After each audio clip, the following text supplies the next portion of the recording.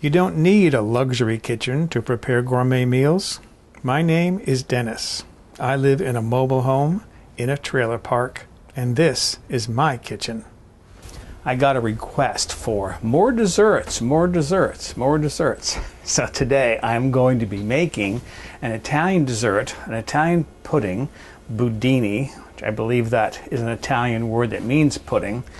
And this is kind of my own creation based upon a recipe that I saw in a magazine / website that I don't trust. I'd used one of their recipes once before, and I had to actually fix it on camera while I was working because it was an awful recipe. So I don't trust this recipe, but it gave me some ideas. This is made sort of like a flan. If you're familiar with flan, you put caramelized sugar in the bottom of the ramekin, or you can use a large dish, and then you put custard over the top, and then later on when you flip it, the caramelized sugar has dissolved and it gives you a syrup over the flan. Rather than using custard, this uses a white polenta sweetened with white chocolate. It sounds good. The original recipe called for topping it with caramelized chestnuts. I did roast chestnuts yesterday. My fingers are still sore from peeling those godforsaken things, and I just don't think the flavor is going to be good. So I'm going to do something different. I'm not going to use the chestnuts, and I think I'm going to end up with a nice pudding. So let's start making budini. I need about, I'm estimating, 6 of my ramekins here, but I also want to experiment with my fluted dish. I have about 5 of these. I'm just going to experiment with one of them to see what it looks like, what the finished pudding will look like. In the meantime, I do have to spray these with a nonstick cooking spray. I'll take these outside to spray them so that I don't make a mess of my kitchen. I'm heating a small saucepan here over medium heat. I'm going to put in 1/3 of a cup of sugar, which is about 65 grams, and 2.5 tablespoons of water. Give this a stir and just bring this up to the boil so it starts to dissolve. Then I'm going to reduce the heat and let that caramelize. As the water boils off, the temperature will rise and the sugar will start to melt and color. I want to just have a light golden color, not quite to the hard crack stage. I'll explain that when we get to that color of the sugar.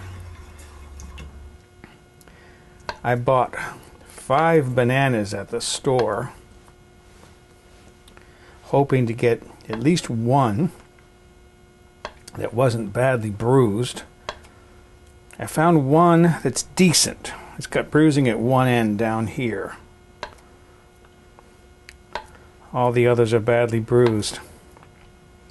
Okay, I'm cutting thin slices of banana here.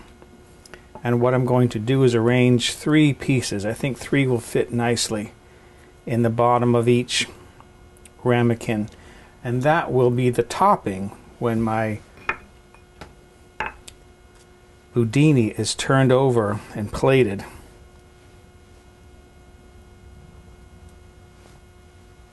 In the meantime, my sugar syrup has been boiling away merrily over low heat. I'm slowly boiling off the water.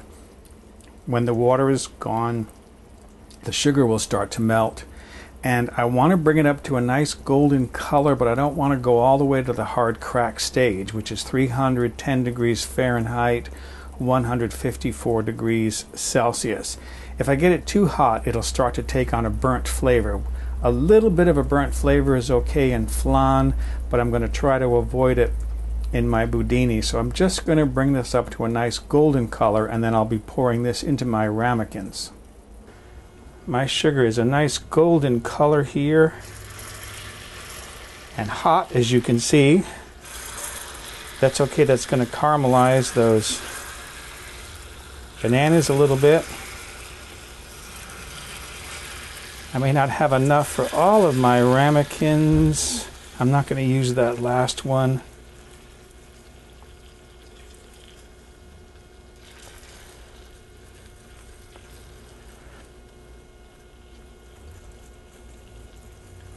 There it is. So there's my sugar syrup. That's going to harden, and that'll give me, when I turn this over, the top of my budini. I've put a medium saucepan on the stove. I want to put 2 cups of milk in there, which is 475 milliliters.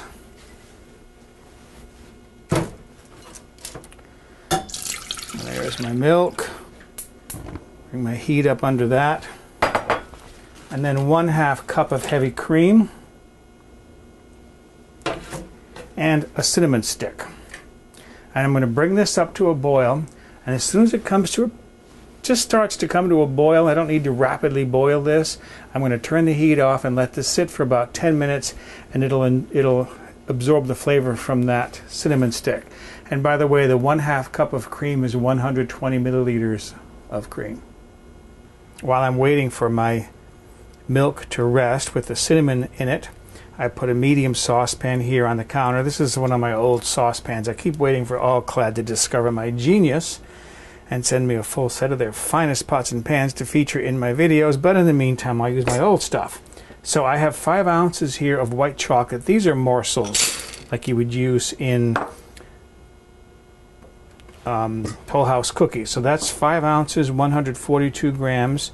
I have some white polenta here. This is 1/3 of a cup plus 1 tablespoon, or 65 grams. And I have another 1/3 cup of sugar, which is 65 grams. And I just want to basically mix that up. You don't have to be too fussy with it. I'm going to be adding my liquid to this later. My milk mixture with my cinnamon stick in it has sat for 10 minutes. I took the cinnamon stick out and tossed that in the trash. Let's see what's the best way to do this. I'm right-handed, but I'm going to do this with my left hand, stirring, whisking constantly. I'm going to whisk this warm milk into my pan with the chocolate and the polenta in it. All right. I want to whisk this well to mix it up. And then I'm going to bring some heat under this, bring this up to a boil and simmer this. I'm going to stir constantly initially to make sure I eliminate any lumps. And then stirring it occasionally, I'm going to cook this for about 20 minutes until my polenta thickens.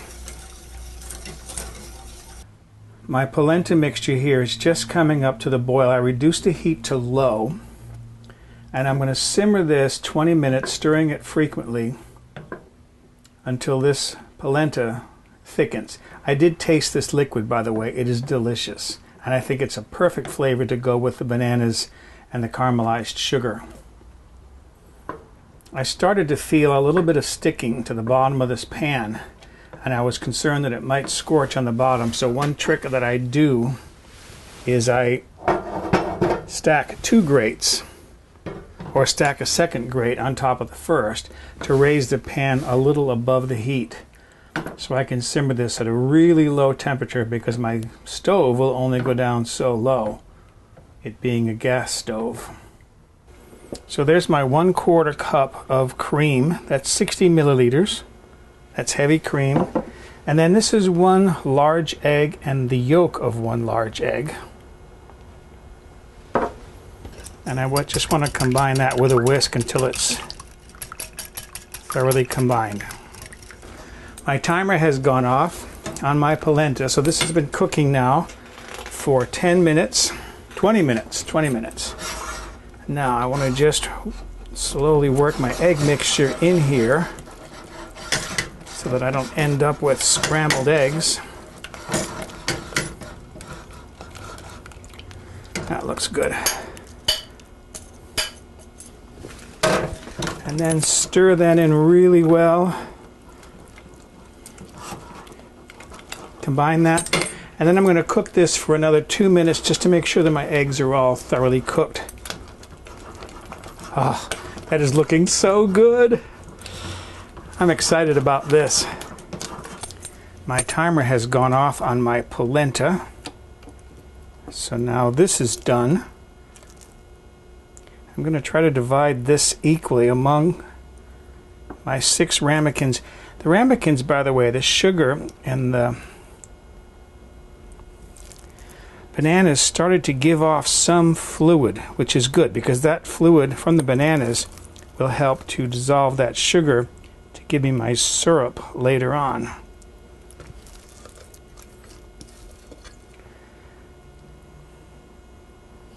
A little bit more in that one. Move that there.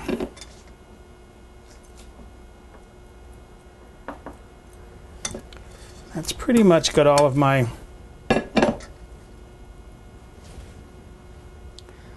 hot polenta in there. Gonna kind of pat that down and even that off. You can see how wonderfully thick that got. Has a nice thick texture. So there they are. I've covered them with plastic wrap. These have to sit in the refrigerator now for at least 4 hours. 6 is better. And best of all is to let them sit overnight. And the reason why is that because that gives the moisture in the bananas and the polenta time to really dissolve that caramelized sugar, so that when you invert it and plate it, you'll have that syrup that'll flow over your boudini. So we're going to come back tomorrow and see what we've got.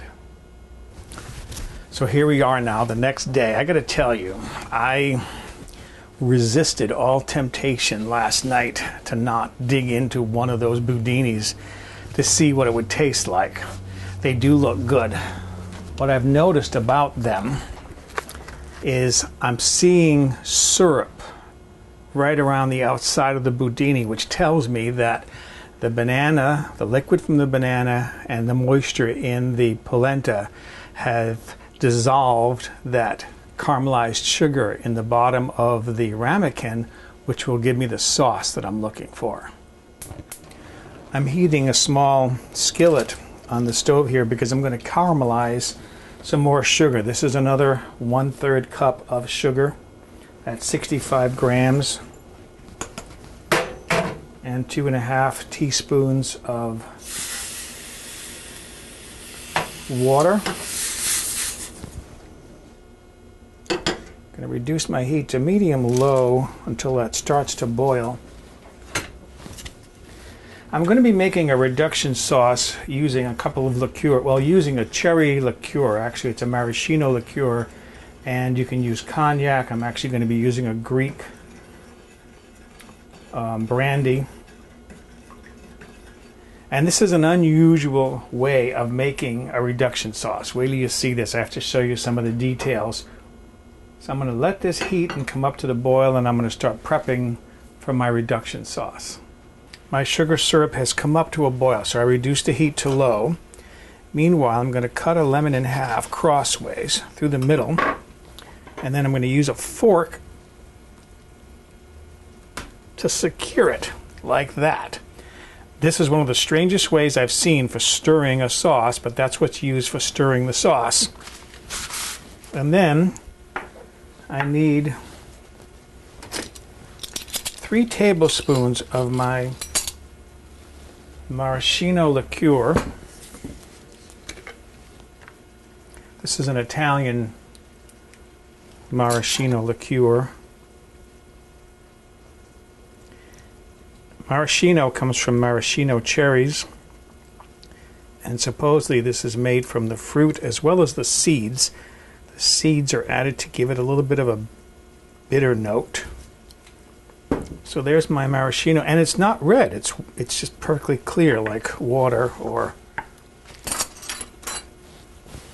vodka. And then I need a tablespoon and a half of brandy or cognac. This is a Greek brandy. And this, of course, has that straw color of brandy. Tablespoon and a half. My sugar now has come to a golden color. So this is where it gets a little bit weird. I have to pour orange juice in slowly while I'm stirring with the lemon.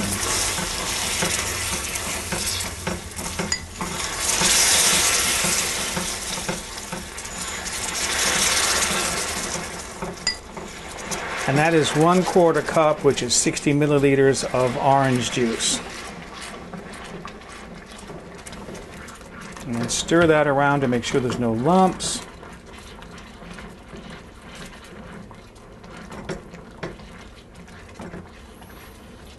And then I want to pour in my liqueur and my brandy. Get a little piece of paper lit here and flambe that. You can't see that probably on the film, but that is flaming right now. I'm seeing a blue flame above that, and I can smell it.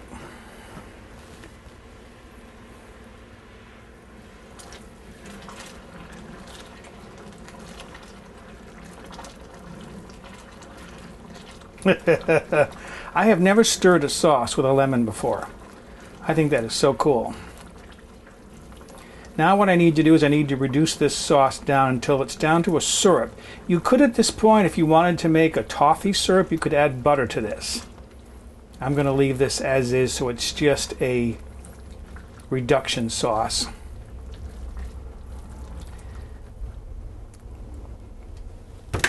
Going to make sure my heat is on low, and I'm just going to simmer that now for maybe 10 minutes, just so that's nicely reduced down. I want it to be a nice syrup rather than a wet liquid. Most of that liquid is from the orange juice. My sauce is reducing nicely. It's got just about 5 minutes left to go. I did take a little taste with my red handle tasting spoon to see what it tastes like.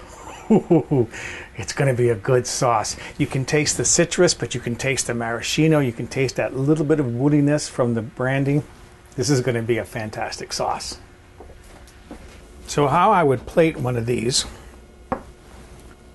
is, first off, just check to make sure that it's, see, that's loose in there. It's not sticking. That's a good sign. Perfect. Put the plate on top, flip it over. Beautiful. Very little sugar in the bottom of the ramekin. I let my sugar concentrate, my syrup rather, this concentrate, sit for about 10 minutes to cool a little bit. I'm just going to spoon some of that over the top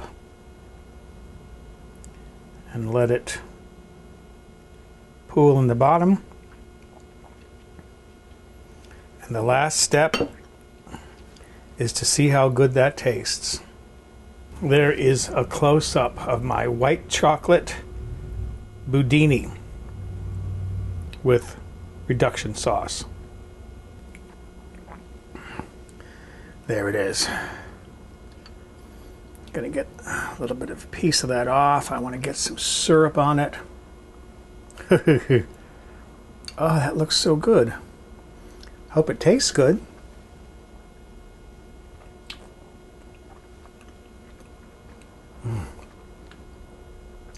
It does, and surprisingly, I can taste the banana in that too. See, that's from that syrup.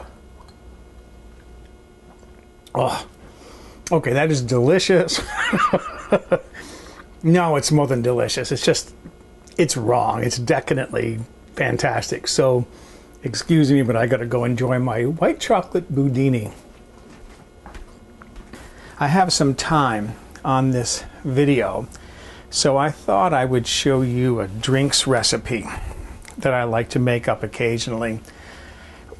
I like to keep it in the refrigerator most of the time, especially around the holidays, because guests come to visit, and sometimes, I mean, okay, sometimes it's fine to pull out some beers, but sometimes guests want to sit and sip something more refined.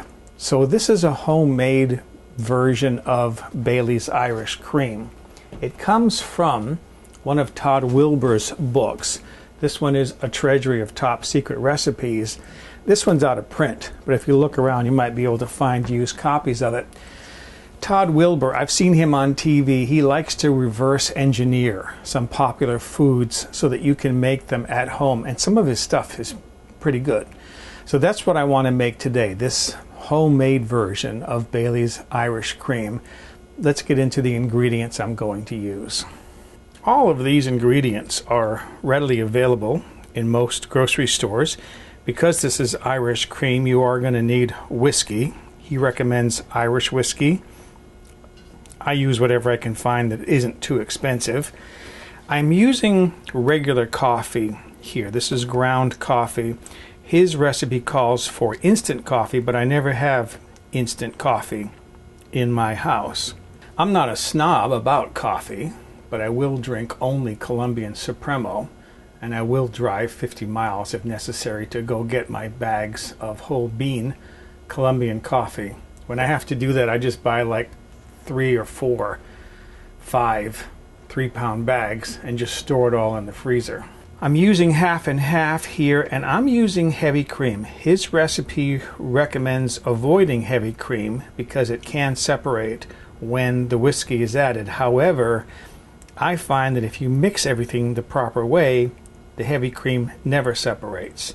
So I'm going to use heavy cream. This is chocolate syrup, sweetened condensed milk, almond extract, vanilla extract. I mean, everything in here is available in the stores. I double the volume of each of the ingredients in Wilbur's recipe because I have a large bottle to fill. Guess where this came from? It's the same bottle. It's an empty whiskey bottle. And it's so big, it's like, why make enough to just fill the bottle half full? Let's go all the way to the top. I'm heating to boiling 1/2 of a cup, that's about 120 milliliters of water. You can use 2 teaspoons of instant coffee. I'm going to throw in there a good heaping tablespoon of ground coffee.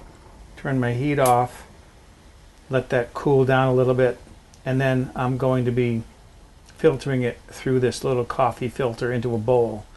Start with a large bowl. Hopefully this bowl is large enough to contain everything. There's my coffee that I made earlier. Now this is 2 cans. These are 14 ounces each, just about 400 grams each. Again, I'm doubling everything, so 2 cans of sweetened condensed milk. Check the bottom, because sometimes sugar collects in the bottom of some of these cans. Okay, so there's 1 can and my other can.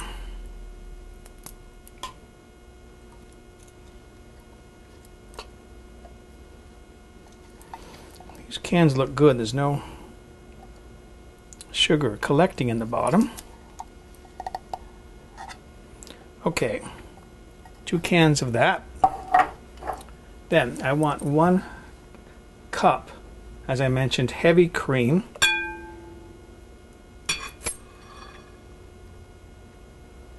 Even though Wilbur says not to use it. And then I'm going to use that container, that measuring cup, to measure 1 cup of half and half.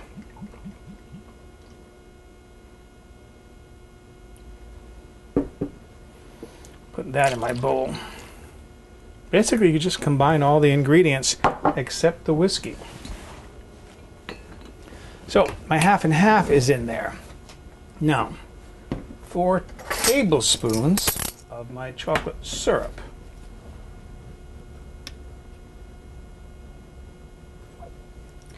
I overfilled that tablespoon a little bit because there's so much that just gets left behind in the spoon, so it takes up room.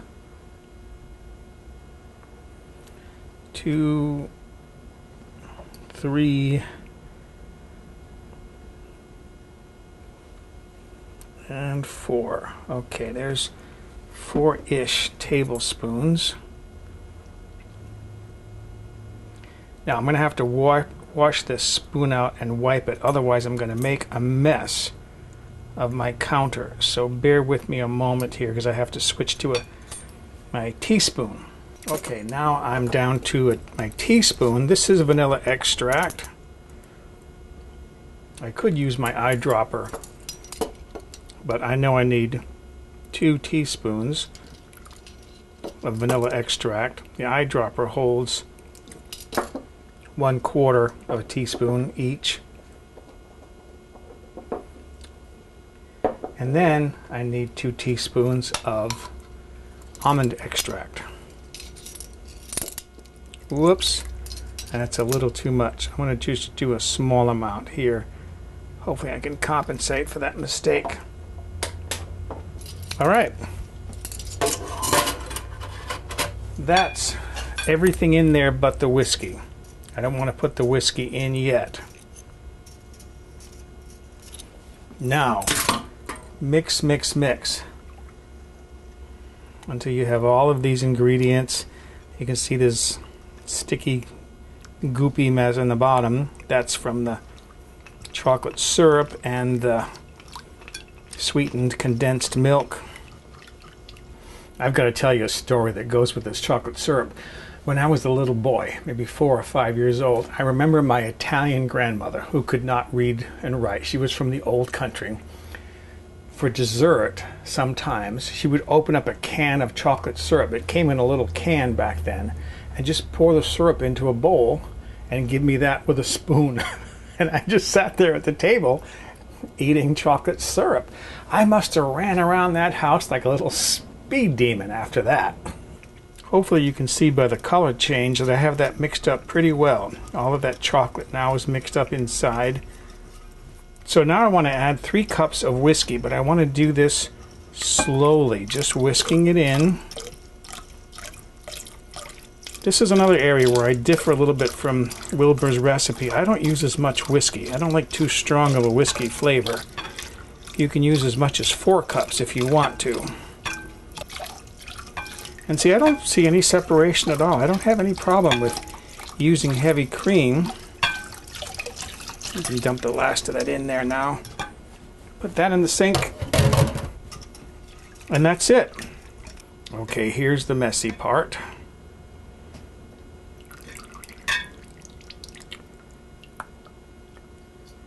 I usually get quite a bit on the counter when I do this. I'm going to try not to today. And by the way, I have enough here to overfill this bottle a little bit. I usually have enough left over for a little glass for myself. I can get maybe one more ladle in there.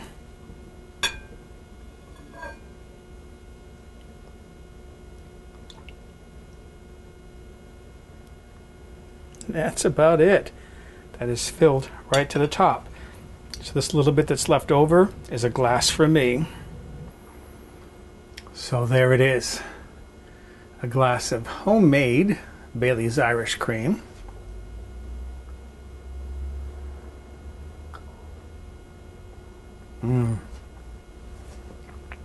Smooth, creamy, a little bit sweet, a little bit of whiskey flavor in it. Have a glass of this with your white chocolate boudini. I think the two might go pretty well together. As for me, excuse me, I'm going to go sit down and enjoy my homemade Bailey's Irish cream. For a printable PDF copy of this recipe with step-by-step photographs, visit the White Trash Cooking website and look on the home page or in the recipe archive.